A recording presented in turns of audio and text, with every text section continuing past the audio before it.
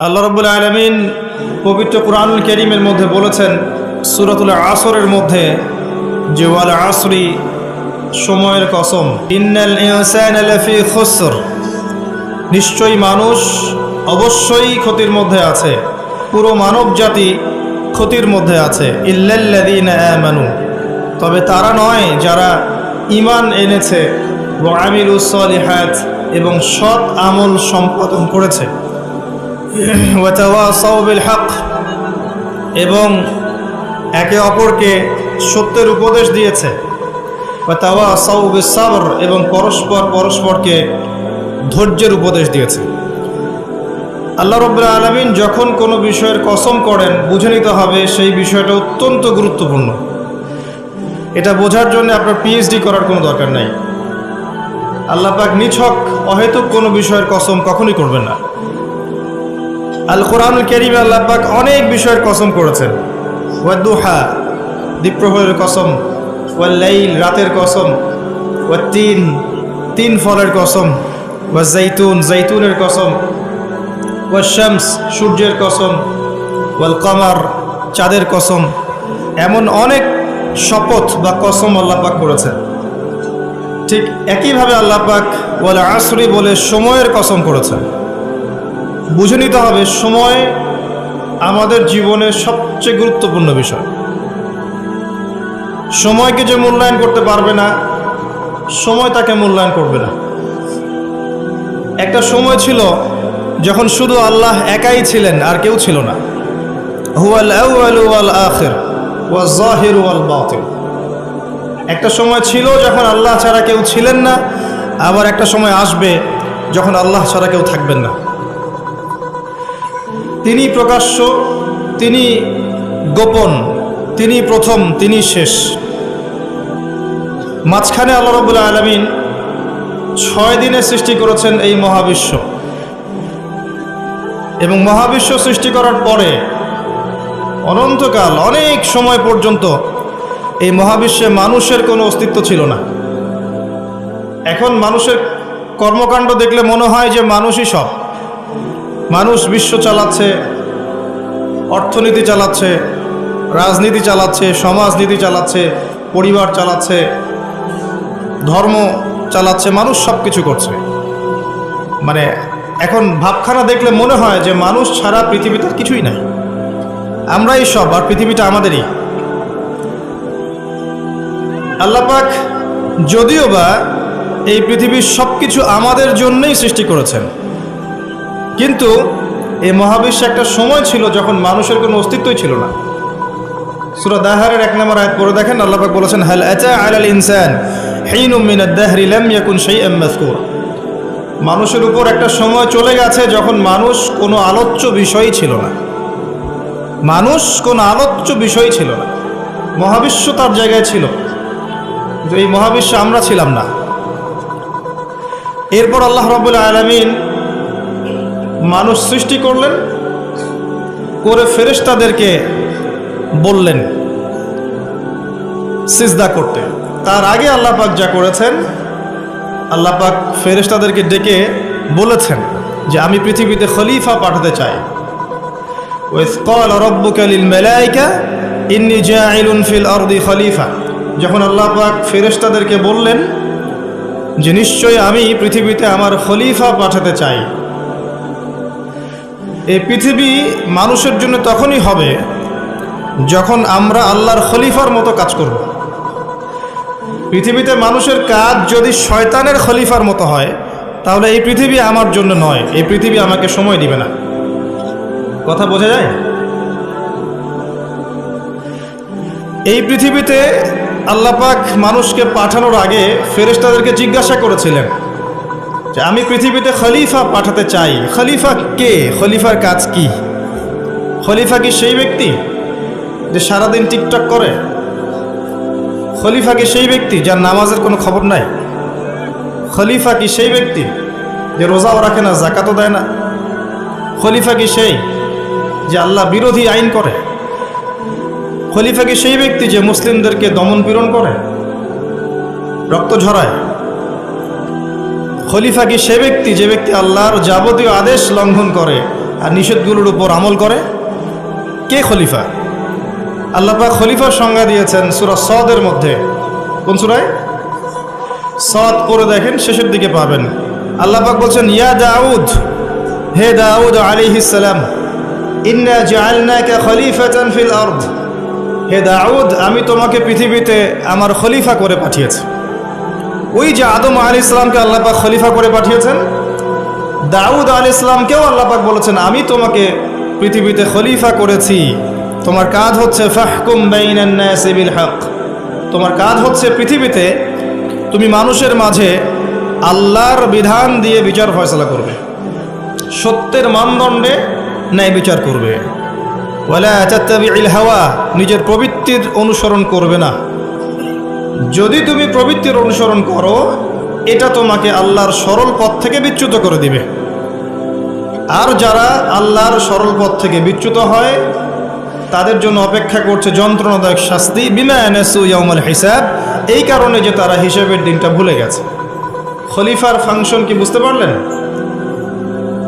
পৃথিবীটা তখনই আমাদের হবে যখন আমরা আল্লাহর খলিফা হতে পারবো। আর আল্লাহর খলিফা কোশ্চিনকালেও আল্লাহর অবাধ্য হয় না, আল্লাহর আদেশ এবং নিষেধকে লঙ্ঘন করে না। আর দাউদ আলাইহিস সালাম এমন একজন নবী ছিলেন যিনি জেরুজালেম থেকে সারা বিশ্ব শাসন করেছিলেন, এবং তার পরবর্তীতে তার সন্তান সুলাইমান আলাইহিস সালাম তিনিও একই কাজই করেছেন। বরং সুলাইমান আলাইহিস সালামের সময় আল্লাহ পাক তাকে এত ক্ষমতা দিয়েছিলেন যে জিনজাতি পর্যন্ত তার আনুগত্য করত। সুবহানাল্লাহ। বাতাস তার কথা শুনত। একটা আরশে তিনি বসতেন, মাসের পর মাস দূরত্ব মুহূর্তেই সফর করত একটা চেয়ার, কুরসি। বাতাসকে আল্লাহ পাক তার অনুগত করে দিয়েছিলেন। আল্লাহ পাক তাকে অন্যান্য প্রাণীর ভাষা বোঝার ক্ষমতা দিয়েছিলেন। আল্লাহ পাক তাকে কি দেন নাই? দুনিয়ার এবং আখিরাতের যাবতীয় নেয়ামা আল্লাহ পাক সুলাইমান আলাইহিস সালামকে দিয়েছেন। সুবহানাল্লাহ। তারপরেও তিনি উদ্ধত অহংকারী ছিলেন না, তিনি বিনয়ী ছিলেন। আর আজকে আমরা যে যেখানেই থাকি না কেন, সামান্য ক্ষমতা পেলেই উদ্ধত হয়ে যায়, অহংকারী হয়ে যায়। আল্লাহ পাক আমাদেরকে অহংকারী চরিত্র থেকে হেফাজত করুন, আমিন। আল্লাহ পাক ফেরেশতাদেরকে জিজ্ঞাসা করেছিলেন এই বিষয়টা। তো ফেরেশতা মণ্ডলী বলেছিলেন, আতাজআলু ফিহা মান ইউফসিদু ফিহা ওয়া ইয়াসফিকুদ দিমা, হে আল্লাহ, আপনি কি এমন কাউকে পৃথিবীতে পাঠাতে চান যে পৃথিবীতে গিয়ে দুইটা কাজ করবে, ফিতনা ছড়াবে আর রক্তপাত ঘটাবে? ফিতনা ছড়াবে এবং রক্তপাত ঘটাবে। পৃথিবীর দিকে তাকিয়ে দেখেন, মানুষ এখন কি কাজ করছে সারা পৃথিবীতে? ফিতনা ছড়াচ্ছে এবং রক্তপাত ঘটাচ্ছে। এগুলোকে জিনজাতি করছে। যাহারাল ফাসাদু ফিল বাররি ওয়াল বাহরি বিমা কাসাবাত আইদিন নাস, আল্লাহ পাক সূরা রুমের মধ্যে বলেছেন, জলে এবং স্থলে যত বিপর্যয় ছড়িয়ে পড়েছে এগুলো মানুষের হাতের কামাই। আপনি আল্লাহর কথা ডিনাই করতে পারবেন না, এটা আল্লাহর কথা। আপনি দেখেন বিশ্বের দিকে এক দেশ আরেক দেশকে যে আক্রমণ করছে, বিশ্বটাকে একটা নিউক্লিয়ার যুদ্ধের দিকে নিয়ে গেছে, এটা কি জিনজাতি করেছে? এই নিউক্লিয়ার ওয়েপেন্সগুলো কি মানবতার কল্যাণে কাজ করবে? না। একটা যদি আল্লাহ না করুক বিস্ফোরিত হয়, আর এটা সমূহ সম্ভাবনা আছে যে হতেই পারে আগামীতে, তখন বিশ্বের এই অবস্থা থাকবে? কোশ্চিন গেল থাকবে না। আপনি দেখেন অর্থনীতির মধ্যে আমরা যে সুদভিত্তিক অর্থনীতি চালু করেছি, এটা কি জিনজাতি করেছে? না। আর এর মধ্য দিয়ে কি আমাদের কল্যাণ হচ্ছে? না। আমরা সংস্কৃতির নামে যে অশ্লীলতা ছড়িয়ে দিয়েছি, নারী পুরুষের ফ্রি মিক্সিং, বেলাল্লাপনা ছড়িয়েছি, পর্নোগ্রাফি ছড়িয়েছি, মাদক দ্রব্য ছড়িয়ে দিয়েছি। আমরা নারীরা এখন পোশাক পরেও নগ্ন হয়ে ঘুরছে, পুরুষ নারীর পোশাক পরছে, নারী পুরুষের পোশাক পরছে, ফাংশনাল রোল চেঞ্জ হয়ে গেছে। প্রজন্মের পর প্রজন্ম যাচ্ছে, তারা জীবনের উদ্দেশ্য কি জানে না। মাদক, ক্যাসিনো, টিকটক, ফেসবুক, ইউটিউবিং ইত্যাদি ভোগবিলাসে তারা ব্যস্ত আছে। এগুলো কি জিনজাতি করছে? ফাসাদ, যত ফাসাদ, গ্লোবাল ফাসাদ, ইকোনমিক ফাসাদ, পলিটিক্যাল ফাসাদ, সামাজিক ফাসাদ, প্রতিটা সেক্টরে, পারিবারিক ফাসাদ, কোনো ক্ষেত্রেই ফাসাদ জিনজাতি ছড়াচ্ছে না। কারা ছড়াচ্ছে? এটা আল্লাহ বলেছেন, যাহারাল ফাসাদু ফিল বাররি ওয়াল বাহরি বিমা কাসাবাত আইদিন নাস। মানুষের ফাসাদ এমন পর্যায়ে পর্যন্ত চলে গেছে যে প্রাকৃতিক ভারসাম্য এখন নষ্ট হয়ে যাচ্ছে। গতকালকের নিউজ দেখবেন যে হিমবাহ এত দ্রুত গলছে, বিগত শতাব্দীর চাইতে 80 গুণ বেশি দ্রুত বরফ গলে যাচ্ছে, এবং এতে 100 কোটি মানুষের জীবন হুমকির মুখে সামনে।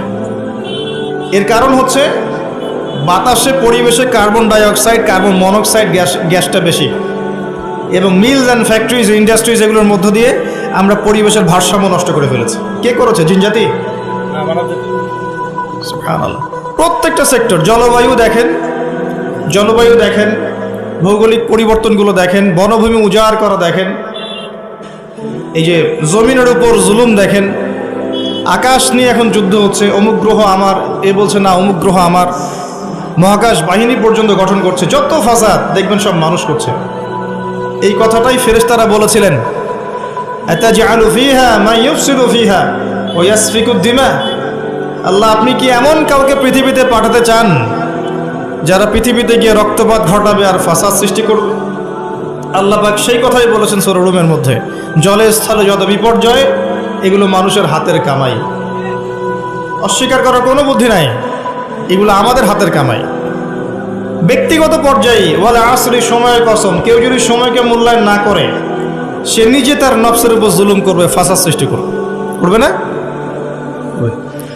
আসেন, এরপরে আল্লাহ পাক মানুষ সৃষ্টি করলেন আদম আলাইহিস সালামকে, এবং তাকে জ্ঞান শিক্ষা দিলেন। ওয়াল্লামা আদামাল আসমা কুল্লাহা, আল্লাহ পাক আদম আলাইহিস সালামকে সমস্ত জ্ঞান শিক্ষা দিয়েছেন। বলেন সুবহানাল্লাহ।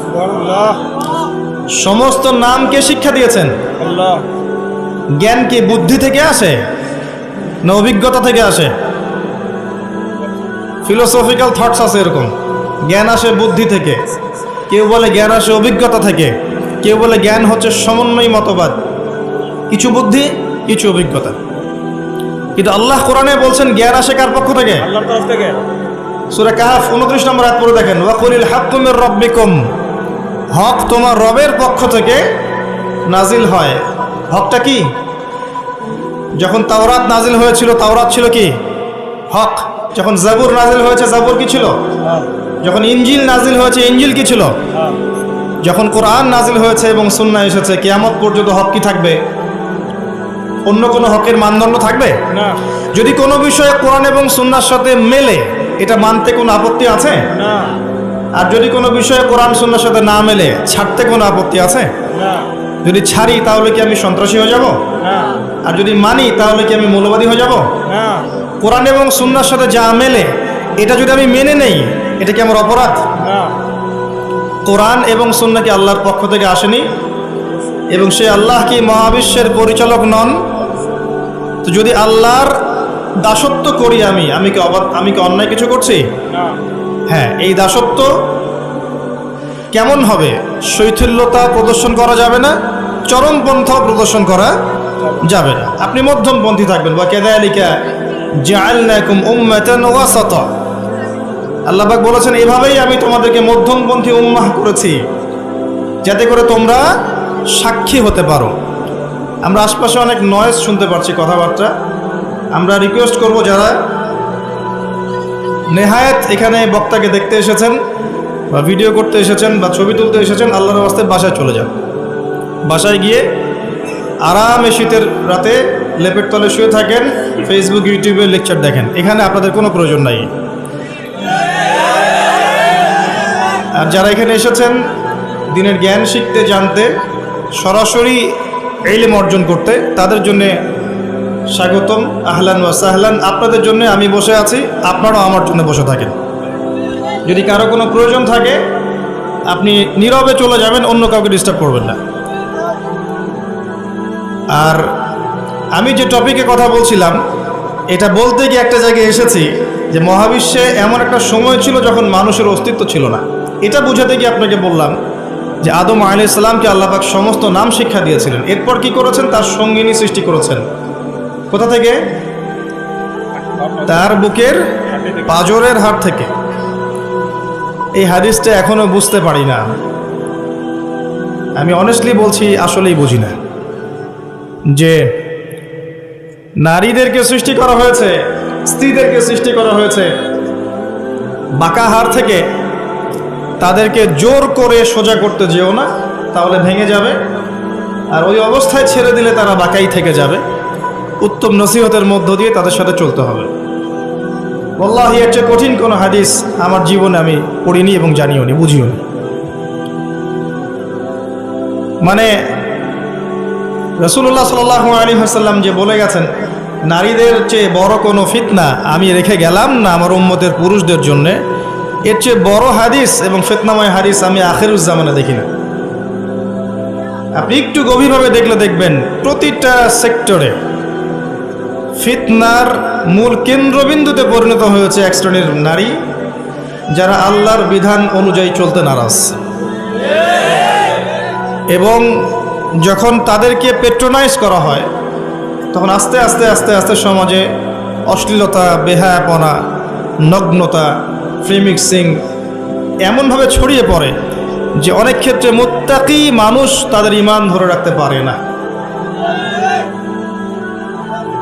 আল্লাহ পাক আমাদের প্রত্যেকের ঘরে ঘরে খাদিজা রাদিয়াল্লাহু আনহার মতো স্ত্রী তৈরি করুন আমিন, এবং হাজারা আলাইহিস সালামের মতো স্ত্রী তৈরি করুন আমিন। আমাদের মেয়েদেরকে আল্লাহ ফাতিমা রাদিয়াল্লাহু আনহার মতো বানিয়ে দিন আমিন।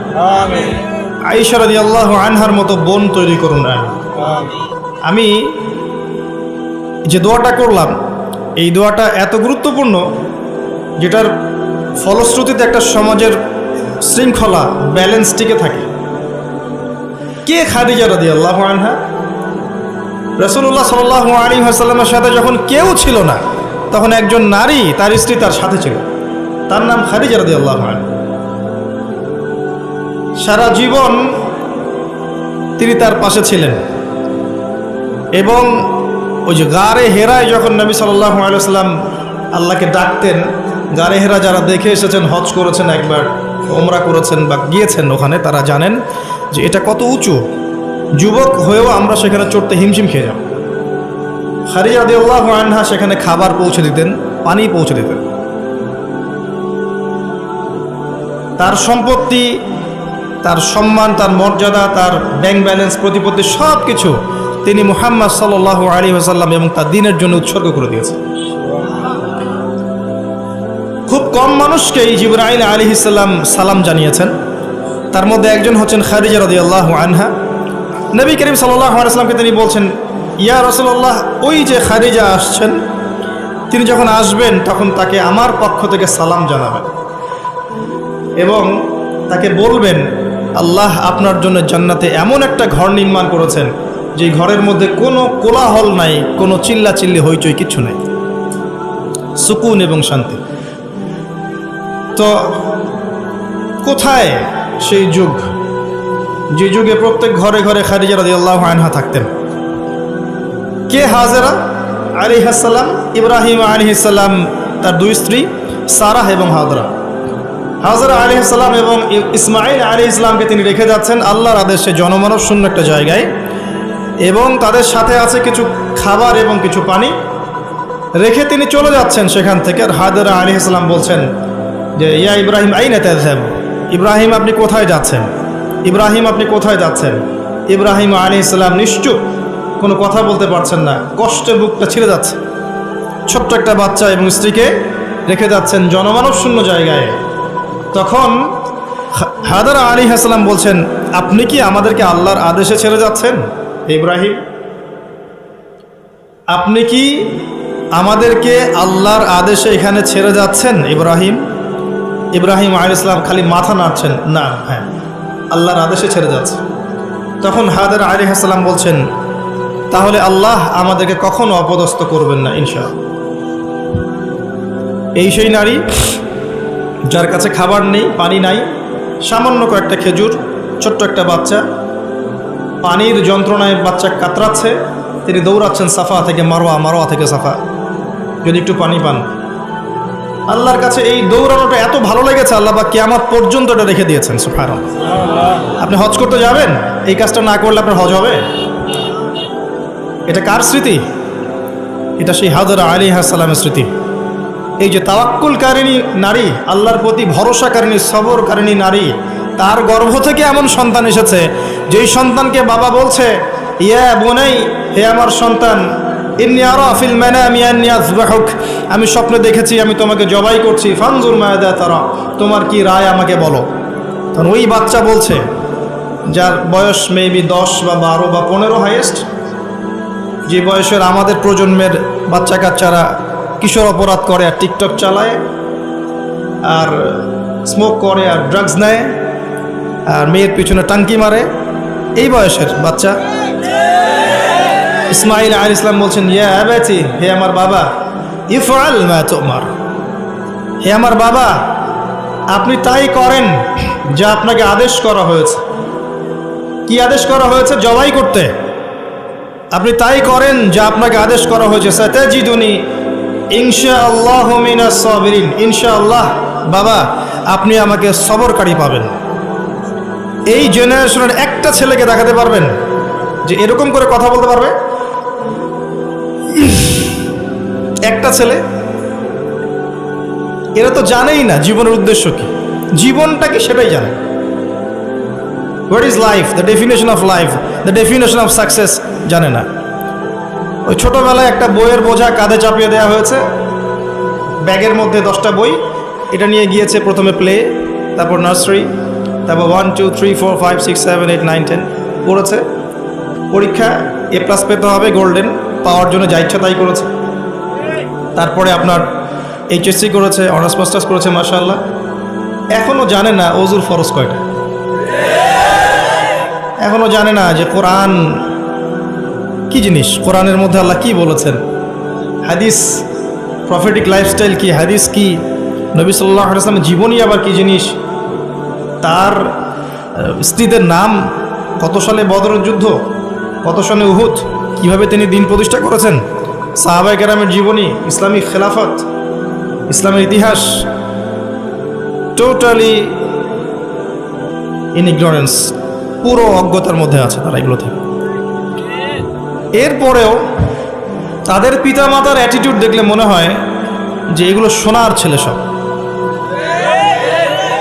ছেলে। এবং মেয়েদের দিকে তাকান, ওই বয়সেরই, সারাদিন মেকআপ বক্স, নতুন কি জামা আসছে, নতুন কোন ফ্যাশন আসছে, কোন ড্রেসটা পরে মার্কেটে গেলে মানুষ আমাকে দেখবে বেশি, তারপরে ছেলের পোশাক নতুন নতুন কোনগুলো আসছে যেগুলো এখন মেয়ের পোশাক হিসেবে ব্যবহার করা যায়, ফেসবুকিং, চ্যাটিং, স্ন্যাপচ্যাট, ইনস্টাগ্রাম, ছবি, নিজের ছবি নিজেই তুলছে, নিজেই হাসছে, একা একাই হাসে, একাই ছবি তোলে, একাই আপলোড করে। কি মনে হচ্ছে আপনাদের কাছে? এবং নবী করিম সাল্লাল্লাহু আলাইহি ওয়াসাল্লাম কিন্তু বলেছিলেন যে আখিরুজ জামান, কিয়ামত হবে না ততদিন পর্যন্ত যতক্ষণ না এমন কিছু নারী সমাজে বের হচ্ছে, নিসাউন কাসিয়াতুন আরিয়াহ, যে নারীরা কাপড় পরেও নগ্ন থাকবে। জি, আপনার স্ত্রীর কথাই বলছি, তার কথাই বলেছেন নবী সাল্লাল্লাহু আলাইহি ওয়াসাল্লাম, নিসাউন কাসিয়াতুন আরিয়াহ। আপনার বোনের কথাই বলছি, আপনার মেয়ের কথাই বলছি, কাপড় পরেও নগ্ন থাকবে। ব্যাখ্যা আমার কাছে জিজ্ঞেস করার দরকার নেই, আপনিই ভালো জানেন। মুইলাতুন মামেলাত, নিজেও আকৃষ্ট হবে, অন্যকে আকৃষ্ট করবে। আল্লাহ রসুল বলছেন এরা জান্নাতের গন্ধ কখনো পাবে না, যদিও বা জান্নাতের গন্ধ 40 বছরের দূরত্ব থেকে পাওয়া যাবে। জীবনের উদ্দেশ্য জানে না তারা। এই নারীদেরকে পাওয়ার জন্য যখন আপনি ব্যস্ত হয়ে আছেন, তখন আপনি নিজের পায়ে কুড়াল মারছেন না, বরং কুড়ালেই পা মারছেন। এদেরকে পাওয়ার জন্য আপনি যখন ব্যস্ত হয়ে আছেন, তখন আপনি কুড়ালে পা মারছেন, নিজের পায়ে কুড়াল মারছেন না। যখন তারা আপনার ঘরে আসবে, কশ্চিনকালেও তারা ইসমাইলের মতো সন্তান জন্ম দিতে পারবে না। এবং তাদের চাহিদা পূরণ করতে আপনার সারা জীবনটা শেষ হয়ে যাবে। আপনার চাহিদা পূরণ করতে এবং সন্তুষ্ট করতে আপনি হিমশিম খেয়ে যাবেন। দিন একদিকে চলে যাবে, দুনিয়া আর একদিকে চলে যাবে। হাজার চেষ্টা করলেও দেখবেন আপনি দিন নিয়ে চলতে পারছেন না। টোটালি ফিতনাময় পরিবেশ। ইনশাআল্লাহ আমি 14 ফেব্রুয়ারির আগে আরেকটা কনস্ট্রাকটিভ লেকচার দিব ইনশাআল্লাহ, অপেক্ষায় থাকেন। কিন্তু আজকে এই টপিকটা আমি এখানে বলতে চাচ্ছি না, কারণ আমার মূল টপিকটা থেকে আমি সরে যাব। যতটুকু বলার বলছি, কিন্তু পুরো ডিটেলস আমি বিষয় আজকে বলতে পারবো না, সময় পাবো না। এতটুকু শোনেন, যে বয়সে ইসমাইল আলাইহিস সালাম এই কথাটা বলেছেন, এই বয়সের জেনারেশন আমাদের দেশে কি করছে দেখে নেন, বিশ্বে কি করছে দেখে নেন। হ্যাঁ, এতটুকু বলি, আপনি এই বয়সে যাই করছেন, ইসরায়েলের ইহুদির সন্তানরা ওই বয়সে তাই করছে না। জি, তারা আপনার আমার মতো কাজ করছে না। ওরা জানে ওদের উদ্দেশ্য কি। ওরা আমাদেরকে আমাদের উদ্দেশ্য থেকে সরিয়ে দিয়েছে, কিন্তু ওরা জানে ওদের উদ্দেশ্য কি। ওরা চায় বিশ্ব শাসন করতে, এবং তারা সেটা করে দেখাচ্ছে। আর আমরা তো জানি না যে আমরা একটা সিংহের জাতি, বীরের জাতি। সারা বিশ্ব আমরা দাপিয়ে বেরিয়েছি এক সময়, শতাব্দীর পর শতাব্দী। এটা আমাদের যুব সমাজ জানেই না। মনে করিয়ে দেওয়া লাগে খালিদ বিন ওয়ালিদ একজন বীর ছিলেন, উমর ইবনুল খাত্তাব একজন বীর ছিলেন। এগুলো তাদেরকে বোঝানো লাগে, বলে দেওয়া লাগে। আপনি রাস্তায় হাঁটেন এবং এই নর্মাল সোসাইটির ছেলেদেরকে মাইক নিয়ে নিয়ে জিজ্ঞাসা করেন যে উমর রাদিয়াল্লাহু আনহু কত বছর বয়সে ইসলাম কবুল করেছে তুমি জানো? বলবে যে উমর রাদিয়াল্লাহু আনহু কে। দেখবেন যে দেশের কথা জিজ্ঞাসা করেন, স্বাধীনতা দিবস কবে, ভাষা দিবস কবে, জিজ্ঞাসা করেন আন্তর্জাতিক মাতৃভাষা দিবস কবে, হিউজ অ্যামাউন্ট অফ পিপল আছে বাংলাদেশে, বলতে পারবে না কোন দেশে, সিরিয়াসলি বলতে পারবে না। ইংলিশ মিডিয়াম ব্যাকগ্রাউন্ডের প্রচুর সন্তান আছে, আর এটা আমার চেয়ে ভালো আপনি জানেন না, আমরা এই ব্যাকগ্রাউন্ড থেকে উঠে আসছি। ইংলিশ মিডিয়াম ব্যাকগ্রাউন্ডের অনেক বাচ্চা আছে, দেশের ঐতিহ্য সংস্কৃতি সম্পর্কে যারা পরিমাণ খবর রাখে না। কই, তাদের বিরুদ্ধে তো কখনো মিডিয়া তেরে আসে না? আসে? মাদ্রাসায় তেরে আসবে। মাদ্রাসায় গিয়ে জিজ্ঞাসা করবে জাতীয় সঙ্গীতের 10 লাইন বলতে পারো? এই জাতীয় সঙ্গীতের 10 লাইন অনেক ইংলিশ মিডিয়ামের বাচ্চাও পারে না। কই, ওটা নিয়ে রিপোর্ট তো করেন নাই। তো আমাদের ডাবল স্ট্যান্ডার্ড আছে। আমি একটা কথা বলতে চাচ্ছি যে আমাদের প্রজন্ম না দেশ, না ইতিহাস, না সংস্কৃতি, না ইসলাম, কোনো কিছুর খবর রাখে না এই প্রজন্ম এখন। এদেরকে দিয়ে আল্লাহ না করুক যদি আগামীতে কখনো আবার দেখেন যে কোনো রাষ্ট্রীয় কোনো কাজে এদেরকে এগিয়ে আসতে হবে, আপনি সত্যি মনে করেন এই জেনারেশন এগিয়ে আসবে? কখনো আসবে না। এরা কি 1971 সালে আমাদের বাপদাদাদের মতো সাহসী, তাদের মতো ফিজিক্যালি স্ট্রং, মেন্টালি স্ট্রং, জীবনের উদ্দেশ্য সম্পর্কে সচেতন? কখনো না। হানাদার বাহিনীর আক্রমণে যেভাবে বীর বিক্রমে যুদ্ধ করেছিলেন আমাদের বাপদাদারা, এখনকার জেনারেশন এটা করতে পারবে মনে করছেন? তো গাঁজা খেতে খেতেই শেষ, ইয়াবা, পেন্সিডিল এগুলো খেতেই শেষ। একটা টিকটক ভিডিওর জন্য প্রতিবন্ধী হয়ে যাচ্ছে। মানে কি করছে মাথায় ঢোকে না, কি করছে, মানে কি পায় এগুলোতে আল্লাহ ভালো জানেন। একটা ভিডিও করার জন্য কি করছে, মানে আমি দেখলাম মোটর সাইকেলে রেস করছে, ভিডিওটা থেকে গেছে, কিন্তু ওই রেসের মধ্যে সে স্পট ডেটে মারাও গেছে। এমন এমন অ্যাঙ্গেল থেকে ভিডিও করতে চাচ্ছে যেখান থেকে পড়ে মারা যাচ্ছে। মানে একটা আয়াত মনে পড়ে, এই আয়াতটাই মনে পড়ে এই বিষয়গুলো দেখলে। আর এই সময়গুলো কিন্তু খুব দ্রুত এসেছে। বিগত 10-20 বছরে কিন্তু এমন ছিল না, খেয়াল করে দেখেছেন? বিগত 20 বছরে কিন্তু এমন ছিল না, এই প্রজন্মগুলো ছিল না। এবং সময় খুব দ্রুত পরিবর্তন হচ্ছে। আল্লাহ ভালো জানেন আমাদের বাচ্চাদের না জানে কি হবে। আল্লাহু আ'লাম তাদের যে কি হবে আল্লাহ ভালো জানেন। আমার তো মনে হয় ওদের ব্রেইন পর্যন্ত কন্ট্রোল করা হবে। এমনভাবে ব্রেইন ওয়াশ করে দিয়েছে যে দেখবেন পাবলিক লাইফ আর প্রাইভেট লাইফের পার্থক্য বোঝে না।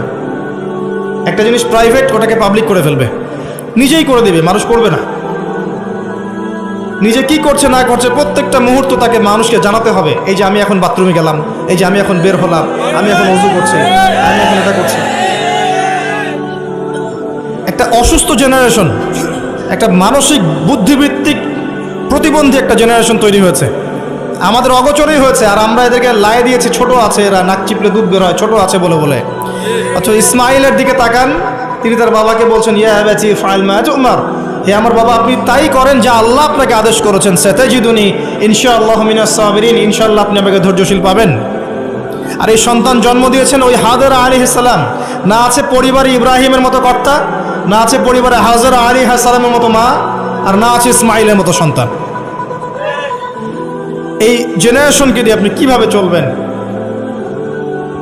জাতির সামনে খারাপ সময় অপেক্ষা করছে।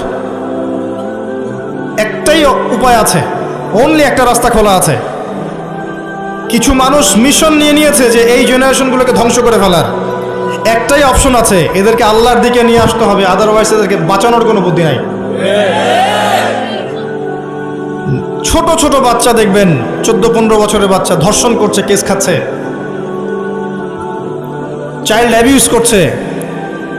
এক ধর্ষকের ব্যাপারে সেদিন দেখলাম এমন পলিসি অবলম্বন করেছে যে রেপের পর রেপ করে যাবে, কিন্তু যাকে রেপ করা হবে সে প্রেগনেন্ট হবে না, সে এমন ব্যবস্থা গ্রহণ করেছে। কি পরিমাণ মানুষের অধঃপতন চিন্তা করে দেখেন। ছোট ছোট বাচ্চাগুলো দেখবেন কিশোর অপরাধ করছে, কিশোর গ্যাং তৈরি করেছে। ছোট ছোট বাচ্চা বিভিন্ন মুভিজ দেখছে, অপসংস্কৃতিগুলো দেখে দেখে শিখছে। শেখার এগুলো তো এমনি এমনি আসেনি, কারো না কারো দেখে তো শিখেছে। হয় বই পড়ে শিখেছে, না হলে কোনো কিছু দেখে শিখেছে। আর বই তো এরা পড়ছে না, নিশ্চয়ই কিছু দেখে শিখেছে, বিভিন্ন প্রোগ্রাম দেখে এগুলো শিখেছে। ছোট ছোট কিশোর গ্যাং, এক গ্যাংয়ের লিডার আছে, আর গ্যাংয়ের লিডার আছে। প্রশাসন হিমশিম খাচ্ছে এগুলো ডিল করতে। আমি মাঝে মাঝে চিন্তা করি কিভাবে যে প্রশাসন এগুলো ডিল করে, এত ঠান্ডা মাথায় কিভাবে ডিল করা সম্ভব? এত অপরাধ কিভাবে দমন করা সম্ভব? যতক্ষণ মানুষ ভালো না হবে কোশ্চিনকালেও কখনো সমাজ ভালো হয় না।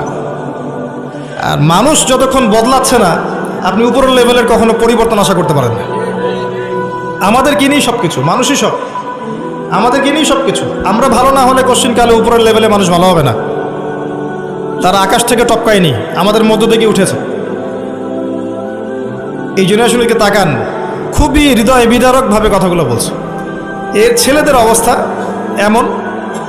আরও কিছু গেমস আছে, অনলাইন গেমস দেখবেন, বিভিন্ন গেমস, মুভিজ, কালচার্স, এগুলোতে এত এডিক্টেড, মানে 5 বার মুয়াজ্জিন ডাকছে হাইয়া আলা সালাহ, কানেই যায় না। নামাজ কি জিনিস? মানে কখনো কখনো দেখা যায় এই টাকা নেয়ার জন্যে, এই গেমসের টাকা নেয়ার জন্যে, বা যে ছোটোখাটো নেশাগুলো করে এগুলো টাকা নেয়ার জন্যে চুরি করতে, ডাকাতি করতে, কাউকে হত্যা করতে, পিতামাতার অবাধ্য হতে, ইভেন কি পিতামাতাকে খুন করতে পর্যন্ত দ্বিধা করছে না। কত ঘটনা আছে, এগুলো এক্সাম্পল দেওয়ার দরকার নেই আমার, আপনারা জানেন, পেপার পত্রিকা খুললেই দেখা যায় এগুলা। আমরা যেন জেনেও না জানার ভান করছি, দেখেও না দেখার ভান করছি। তা আমাদের বাচ্চারা এভাবে নষ্ট হয়ে যাচ্ছে। আর এই জেনারেশনে মেয়েদের দিকে তাকানো, যে বললাম, একটা মৌলিক প্রশ্নের উত্তর তারা দিতে পারবে না যে আল্লাহ তোমাকে সৃষ্টি করেছেন কি জন্য?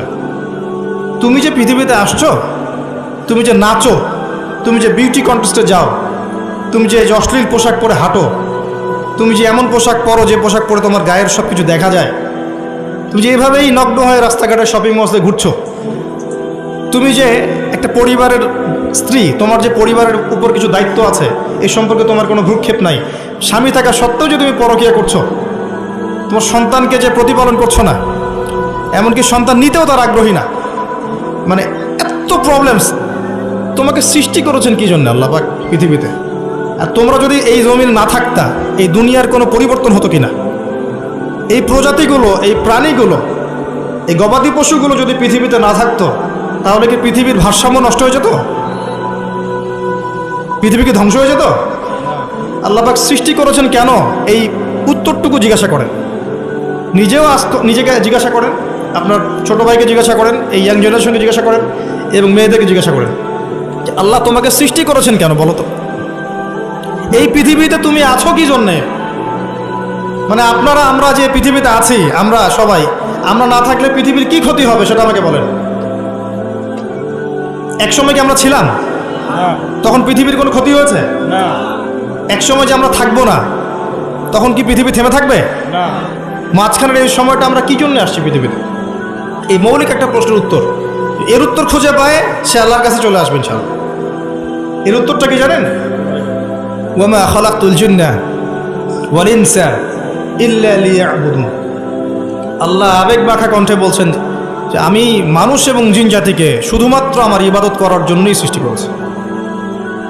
এটা আপনার পৃথিবীতে থাকার উদ্দেশ্য। আল্লাহ পাক এমনি এমনি খাওয়াচ্ছেন, এমনি এমনি পড়াচ্ছেন, শ্বাস নিচ্ছি আমরা, এমনি এমনি আল্লাহ পাক পরিবার দিয়েছেন, স্ত্রী সন্তান সব দিয়েছেন, ব্যবসা বাণিজ্য দিয়েছেন, এমনি সব কিছু আল্লাহ পাক এমনি আমাদেরকে ছেড়ে দিবেন?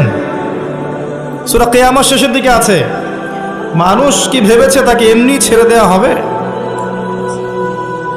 মানুষ কি ভেবেছে তাকে এমনি ছেড়ে দেওয়া হবে? সূরা আনকাবুতের দিকেও আছে, প্রথমের দিকে, তোমরা কি ভেবেছো এমনি এমনি ছেড়ে দেওয়া হবে? সূরা বাকারা আল ইমরানের দিকেও আছে, আম হাসিবতুম আন তাদখুলুল জান্নাহ, এমনি এমনি জান্নাতে চলে যাবে? নিছক খেলার ছড়া আল্লাহ পাক পৃথিবীতে আমাদেরকে পাঠান নাই, সৃষ্টি করেন নাই। এর উত্তরটা এটাই, আল্লাহ পাক আমাদেরকে পাঠিয়েছেন তার ইবাদত করার জন্য। এটাই আমি বলতে চাচ্ছিলাম যে আল্লাহ রাব্বুল আলামিন মানুষকে পৃথিবীতে পাঠিয়েছেন। এর আগে পৃথিবীতে এমন সময় চলে গেছে মহাবিশ্বে মানুষের অস্তিত্ব ছিল না।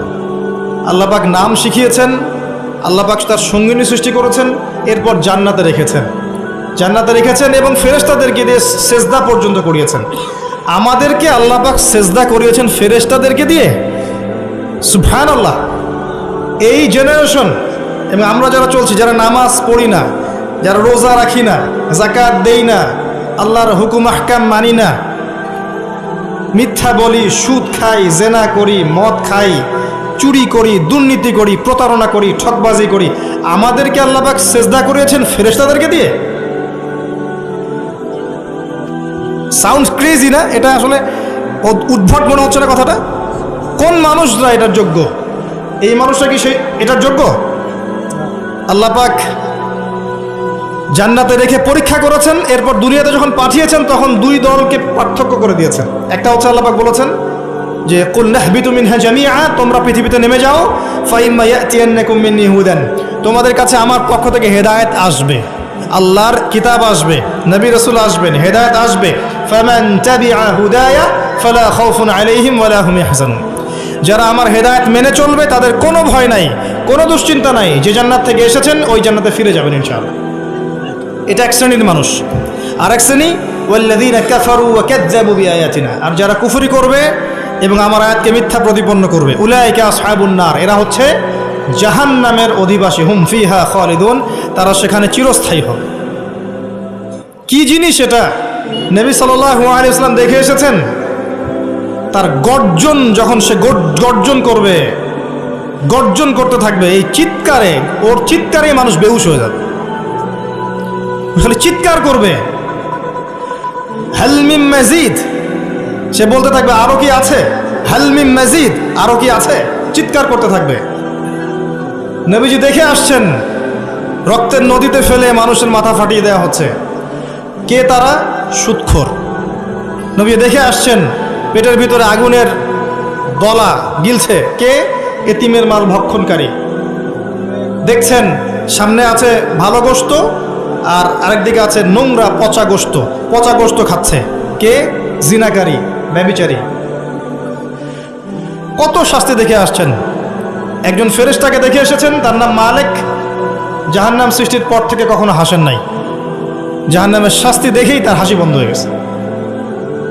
আরো দেখে এসেছেন, ওই যে আমি দেখে এসেছি জাহান্নামের অধিকাংশ অধিবাসী নারী জাতি। কারণ অভিশাপ দেয় বেশি বেশি, স্বামীর অকৃতজ্ঞ হবে এবং লানত করে, মুখে চাপটে ঘাত করে, কেউ মারা গেলে বিলাপ করে, এগুলোর কারণে। আসেন, আল্লাহ পাক যতটুকু সময় আমাদেরকে পৃথিবীতে রেখেছেন, এই টাইমটা আনলিমিটেড না, এটা আল্লাহ পাক বুঝাচ্ছেন। ওয়াল আসরি বলে, সময়ের কসম, সময়ের কসম বলে আল্লাহ পাক বুঝাচ্ছেন যে আপনার আমার সময় আনলিমিটেড নয়, লিমিটেড। এই জন্য আপনি জানেন না আপনার লিমিটেশন অফ হায়াত কতটুকু। আমি একটা কথা বলছি রিসেন্টলি, আবারও বলছি এখানে, যে আপনি যদি চিন্তা করেন যে আপনি 60, 70, 80 বছর বাঁচবেন, এর মধ্যে 30-40 বছর চলে গেছে, আপনি এই বয়সটার পাপগুলোকে হিসাব করতে থাকেন, কতগুলো পাপ আপনি করেছেন। হিসাব করে আমলনামা তৈরি করেন, তারপর দেখেন পাপগুলো দুই প্রকার, হয় মানুষের সাথে জড়িত আছে অথবা আল্লাহর সাথে জড়িত। আল্লাহর সাথে জড়িতগুলো শুধু ইস্তেগফার তওবার মধ্য দিয়ে ক্ষমা হয়ে যাবে ইনশাআল্লাহ। আর মানুষ হিসেবে জড়িত যেগুলো, সেগুলো তাদের কাছে কাছে গিয়ে হক পরিশোধ করার মধ্য দিয়ে ক্ষমা নিতে হবে ইনশাআল্লাহ। সবার সামনে দাঁড়িয়ে বলতে হবে যে আমি তোমার হক নষ্ট করেছিলাম, আমি তোমার টাকা মেরে খেয়েছি, আমি তোমাকে গালি দিয়েছি, তোমার গীবত করেছি, তোমাকে তহমত দিয়েছি, তোমার কাছে ক্ষমা চাচ্ছি, আল্লাহর ওয়াস্তে মাফ করে দাও, তারপরে ক্ষমা হবে। এর পরের জীবনটাকে আপনাকে কাটাতে হবে কিভাবে? রাসূলুল্লাহ সাল্লাল্লাহু আলাইহি ওয়াসাল্লামের সুন্নাহ মোতাবেক। পারা যাবে ইনশাআল্লাহ? রাত থেকে শুরু করে ঘুমানো পর্যন্ত নবী সাল্লাল্লাহু আলাইহি ওয়াসাল্লামের সুন্নাহ মতো চলা যাবে ইনশাআল্লাহ। একমাত্র ব্যক্তি যিনি আপনার জন্য হাউজে কাউসারে দাঁড়িয়ে থাকবেন, যিনি আপনার জন্য সুপারিশ করবেন এবং কবিরা গুনাহগার ব্যক্তিদেরকে সুপারিশ করে জান্নাতে নিয়ে যাবেন ইনশাআল্লাহ তাআলা, একমাত্র ব্যক্তি, আপনার রোল মডেল, আপনার আদর্শ মুহাম্মদুর রাসূলুল্লাহ সাল্লাল্লাহু আলাইহি ওয়াসাল্লাম। আর কেউ নাই, আল্লাহ ছাড়া কেউ নাই, মুহাম্মদ সাল্লাল্লাহু আলাইহি ওয়াসাল্লাম ছাড়া কোনো তরিকা নাই, আল্লাহর কিতাব ছাড়া কোনো হেদায়েতের উৎস নাই। সিম্পল, আপনাকে আল্লাহ পাক সহজ করে দিয়েছেন। এর বাইরে যাবেন, এক চুল যাবেন, এক চুলের ফলাফল ভোগ করতে হবে। এর বাইরে 1 বিঘত যাবেন, 1 বিঘতের ফলাফল ভোগ করতে হবে। এর বাইরে যোজন যোজন দূর যাবেন, ওই ফলাফল ভোগ করতে হবে ইনশাআল্লাহ। আল্লাহ পাক আমাদেরকে বোঝার তৌফিক দান করুন। আল্লাহ পাক সময়ের কসম করে আপনাকে আমাকে সতর্ক করছেন, তবে এটাও বলছেন যে মানুষ ক্ষতির মধ্যে আছে। আমি বলেছি অলরেডি মানুষের ক্ষতিগুলো কি কি। ইহকালীন জীবনে মানুষ ক্ষতির মধ্যে আছে, পরকালের জীবনেও মানুষের জন্য ক্ষতি অপেক্ষা করছে। আল্লাহ পাক মানুষের ক্ষতি সম্পর্কে একটা আয়াতই যথেষ্ট, যেটা তিনি বলেছেন সূরা আরাফ 179 নম্বর আয়াত। আল্লাহ পাক বলেছেন, ওয়ালাকাদ যারানা লিজাহান্নামা কাসীরাম মিনাল জিন্নি ওয়াল ইনস। বিশেষ করছি, অল্প সময় বসেন। আল্লাহ পাক বলছেন, আমি প্রচুর জিন আর মানুষকে দিয়ে জাহান্নাম পূর্ণ করব। কথাটা কি কানে ঢুকলো আপনাদের? মানুষ এবং জিনকে দিয়ে আল্লাহ পাক জাহান্নাম পূর্ণ করবেন, মানে আমি আপনি জাহান্নামে যাচ্ছি, নাউযুবিল্লাহ। মানুষের জিনই যাবে, গরু ছাগল গবাদি পশু যাবে না, আমরাই যাব, আমাদের জন্যই জাহান্নাম অথবা আমাদের জন্যই জান্নাত। কারা তারা? লাহুম কুলুবুন লা ইয়াফকাহুনা বিহা, হৃদয়ে ছিল উপলব্ধি করতো না, হৃদয়ে ছিল উপলব্ধি করতো না, কারণ এটা জাহান্নামে যাওয়ার। ওয়ালাহুম আ'য়ুনুন লা ইউবসিরুনা বিহা, চোখ দিয়েছিলাম দেখেনি। ওয়ালাহুম আযানুন লা ইয়াসমাউনা বিহা, কান দিয়েছিলাম শোনে নাই। উলাইকা কাল আনআম, এই শ্রেণীর মানুষকে আল্লাহ পাক বলছেন এরা গবাদি পশু। দে আর জাস্ট লাইক ক্যাটলস, বাল হুম আদাল, বরং তার চেয়েও তারা নিকৃষ্ট। উলাইকা হুমুল গাফিলুন, তারা হচ্ছে গাফেল সম্প্রদায়। আমরা দোয়া করি আল্লাহর কাছে আল্লাহ পাক যেন আমাদেরকে এদের অন্তর্ভুক্ত না করেন। আমিন। গবাদি পশু না হতে হলে কি হতে হবে? মানুষ হতে হবে। আর মানুষ সেই যে ব্যক্তি আল্লাহর খলিফা, আল্লাহর খলিফা সেই যার জন্য এই পৃথিবী, আর আল্লাহর বিধান যারা মেনে চলছে তাদের জন্যই এই পৃথিবী। আল্লাহ পাক তো বোঝার তৌফিক দান করুন, আমিন। 4টা কাজের কথা আল্লাহ পাক বলেছেন, শেষ করছি এখানে। 4টা কাজ, অনলি 4টা, যে 4টা কাজ যদি মানুষ করতে পারে ইনশাআল্লাহ আযজা ওয়া জাল হাসতে হাসতে জান্নাতে চলে যাবে ইনশাআল্লাহ। এখানে আমভাবে মানুষের জন্য 4টা কাজের কথা বলা হয়েছে, আবার মহিলাদের জন্যও আলাদা করে 4টা কাজের কথা বলা হয়েছে। এখানে কি মহিলারা আছে? আচ্ছা, মহিলাদেরটা আগে বলে শেষ করি। তাদেরকে 4টা কাজ করতে বলা হয়েছে। এই 4টা কাজ তারা যদি করে জান্নাতের যে কোনো দরজা দিয়ে প্রবেশ করতে পারবে ইনশাআল্লাহ। আর বলে রাখি, জাহান্নামের বেশিরভাগ অধিবাসী হবে নারী জাতি, তার মানে এই 4টা কাজ বেশিরভাগ মেয়ে করতে পারবে না। সিম্পল। 1 নাম্বার, 5 ওয়াক্ত সালাত। ওয়াক্ত হয়ে গেলেই তারা সালাত পড়বে। সালাত তো এখন অনেক মাদ্রাসার মেয়েও পড়ে না, জানেন? হ্যাঁ, অনেক সময় দেখা যায় মানে কালচারাইজড হয়ে পড়ছে, কিন্তু মাদ্রাসা থেকে বের হয়ে গেছে, নামাজ ছেড়ে দিয়েছে। একটা চাপের মধ্যে ছিল, নামাজ পড়তো, ছেড়ে দিয়েছে, নামাজ শেষ। নামাজ 5 ওয়াক্তের কথা বলা হচ্ছে। আবার অনেক সময় দেখা যায় অনেক মহিলা বা মেয়ে যারা বিপথে ছিল, তওবা করে ইসলামের দিকে এসেছে, এরা দেখবেন মাশাআল্লাহ অনেক কঠিন পর্দা করছে, নামাজ পড়ছে, এমন আছে। তারপরে রাসূল সাল্লাল্লাহু আলাইহি ওয়াসাল্লাম বলেছেন রমজান মাসের সওম, রমজান মাসে রোজা রাখতে হবে, 2য় কাজ। 3 নাম্বার, লজ্জাস্থানের হেফাজত, মানে খাস পর্দা। আর মেয়েদের পুরো দেহই লজ্জাস্থান, মেয়েদের পুরো দেহটাই কি লজ্জাস্থান। আর 4 নাম্বার, স্বামীর আনুগত্য করা। স্বামীর, এটা তো মঙ্গল গ্রহের কথা, এই কথার তো বাস্তবায়ন থাকতে পারে না এই সমাজে, সম্ভব? আল্লাহু আ'লাম। আল্লাহ পাক নারীদেরকে বুঝদান করুন। স্বামীর আনুগত্যকে ওরা মনে করে দাসত্ব। আমি আনুগত্য করতে যাবো কেন? এটা দাসত্বের ব্যাপার।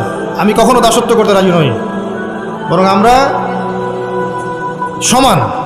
আমরা কি সমান? আল্লাহ পাক দিয়েছেন অগ্রাধিকার, সে চায় সম অধিকার।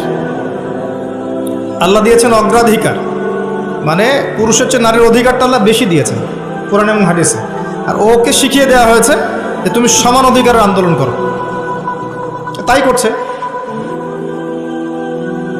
তো তারপরেও দিন শেষে গিয়ে দেখবেন যা লাউ তাই কদুই আছে। আসলে আদতে কোনো পরিবর্তন হয়নি প্রেক্ষাপটের, শুধু ফাসাদ ছড়িয়েছে, জেনা বেড়েছে, ধর্ষণ বেড়েছে, পরকীয়া বেড়েছে, সামাজিক কাঠামো ভেঙে গেছে এবং ডে বাই ডে হতেই আছে।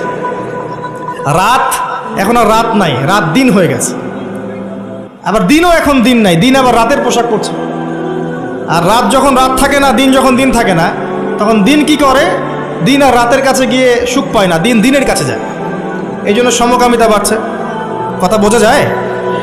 এই জন্য সমকামিতা বাড়ছে। আর মাশাআল্লাহ রাতও এখন রাতের সাথে থাকতে চায়। সেও বলে যে পুরুষের সাথে বিয়ে করার দরকার নেই, আমার নারীর সাথে বিয়ে করব, লিভ টুগেদার। এবং বিভিন্ন দেশে এটাকে আবার বৈধতাও দেওয়া হয়েছে। হ্যাঁ, কোন বিশ্বে থাকেন, বিশ্বের খবর নেন, তখন আপনি চিন্তা করবেন যে আমি যদি আসহাবুল কাহাফের মতো চলে যেতে পারতাম খুব ভালো হতো। আপনি যদি প্রেক্ষাপট সত্যি বুঝতে পারেন, তখন মনটা চাবে যদি কেউ আমাকে পাহাড়ের কোনায় একটু জায়গা দিত, আর 2 বেলা খাবারের ব্যবস্থা আমার থাকতো, আমার সাথে আর অল্প কিছু মানুষ থাকতো, আমরা টোটালি সমাজ থেকে আলাদা, ওখানে আমরা চাষবাস করছি, খাচ্ছি যাচ্ছি, 5 ওয়াক্ত আজান হচ্ছে, নামাজ হচ্ছে, শান্তি শৃঙ্খলার সাথে এখানে বসবাস করছি, ওখানে মারা যাচ্ছি, এই ফিতনার মধ্যে আসছি না। মনে হতো এটি অনেক ভালো, হাজার গুণে। দরকার নাই আমার সিভিলাইজড হওয়ার। এই হাদিসটা নবী সাল্লাল্লাহু আলাইহি ওয়াসাল্লাম বলেছেন। কিন্তু আখিরুজ্জামানে এমন একটা ফিতনার সময় আসবে যখন মুমিনের জন্য কিছু সম্পদ হবে, শ্রেষ্ঠ সম্পদ হবে, কিছু গবাদি পশু, কিছু গরু, কিছু ছাগল, যেগুলো নিয়ে সে পাহাড়ি এলাকায় চলে যাবে, সেখানে একা একা থাকা শুরু করবে। সে তার দিন নিয়ে পালিয়ে যাবে ফিতনা থেকে। এগুলো হাদিসেও আছে। আসহাবুল কাহফ এটাই করেছিলেন। যাই হোক, তবে শুরুতে এটা করতে যাওয়া বুদ্ধিমানের কাজ না, কারণ আগে আপনাকে ঈমান লালন করতে হবে, ঈমানের দাওয়াত দিতে হবে, প্রচার প্রসার করতে হবে, বিপদ আপদ বালা মুসিবত আসলে সবর করতে হবে, পরিস্থিতি পরিবর্তনের চেষ্টা করতে হবে। দেন যদি দেখেন যে কোনোভাবেই কোনো কাজ হচ্ছে না, আস্তে আস্তে করে ফিতনা থেকে ডিসকানেক্টেড হয়ে যায়।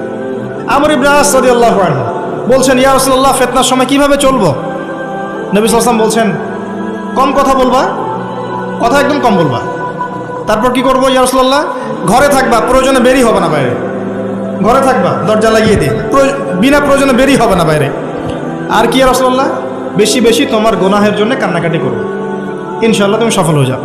এসব অপশন নাই আপনার সামনে এখন। আসেন, 4টা কাজ করতে বলেছেন। নারীদের 4টা কাজ বললাম, নামাজ 5 ওয়াক্ত, সওম, আরেকটা কি বললাম? লজ্জাস্থানে হেফাজত, খাস পর্দা, এবং 4 নম্বর হচ্ছে স্বামীর আনুগত্য। আর খাস পর্দা বলতে আমি ডিজিটাল বোরখা বুঝাইনি। এমন বোরখা পরে যদি গায়ের অঙ্গ প্রত্যঙ্গ বোঝা যায়, বোরখা পরেও যদি গায়ের অঙ্গ প্রত্যঙ্গ বোঝা যায়, কাঠামো বোঝা যায়, ওই বোরখাটা আগে পুড়িয়ে ফেলবেন। আচ্ছা, এরপর সবার জন্য 4টা কাজ আল্লাহ পাক বলেছেন। ঈমান 1 নম্বর কি? ঈমান। 2 নম্বর আমলে সালেহ। 3 নম্বর হকের দাওয়াত। 4 নম্বর সবর। ঈমান 6 পিলার। কয় পিলার? আল্লাহ বিশ্বাস, তারপরে বলেন ফেরেশতাগণে বিশ্বাস, নবী রাসূলগণে বিশ্বাস, আসমানি কিতাবসমূহে বিশ্বাস, পরকালে বিশ্বাস, তাকদীরের ভালো মন্দে বিশ্বাস। 6টা। আমানতু বিল্লাহ ওয়া মালাইকাতিহি ওয়া কুতুবিহি ওয়া রুসুলিহি ওয়াল ইয়াউমিল আখির ওয়াল কদরি খাইরিহি ওয়া শাররিহি। এই 6টাকে 3টা কাজ করতে হবে। 1 নাম্বার তাসদীক বিল জিনান, হৃদয় থেকে বিশ্বাস করা। ইকরার বিল লিসান, আপনাকে মৌখিক স্বীকৃতি প্রদান করতে হবে। আর 3 নাম্বার হচ্ছে আমাল বিল আরকান, কাজে বাস্তবায়ন করতে হবে। এই 3টা কাজ। এই ঈমান লালন করার পরে আমলে সালেহ। আমলে সালেহ কি? এক কথায় উত্তর, আল্লাহ পাক কোরআনে যা করতে বলেছেন করলে আমলে সালেহ। বোঝা যায়? আল্লাহ পাক কোরআনে যা করতে বলেছেন করার নাম কি? আমলে সালেহ। যেমন সালাত, সিয়াম, যাকাত, হজ, উমরা ইত্যাদি। আল্লাহ পাক কোরআনে যা করতে নিষেধ করেছেন সেটা না করাও হচ্ছে আমলে সলেহ। সুদ না খাওয়া আমলে সলেহ, ঘুষ না দেওয়া আমলে সলেহ, দুর্নীতি না করা আমলে সলেহ, চুরি না করা আমলে সলেহ।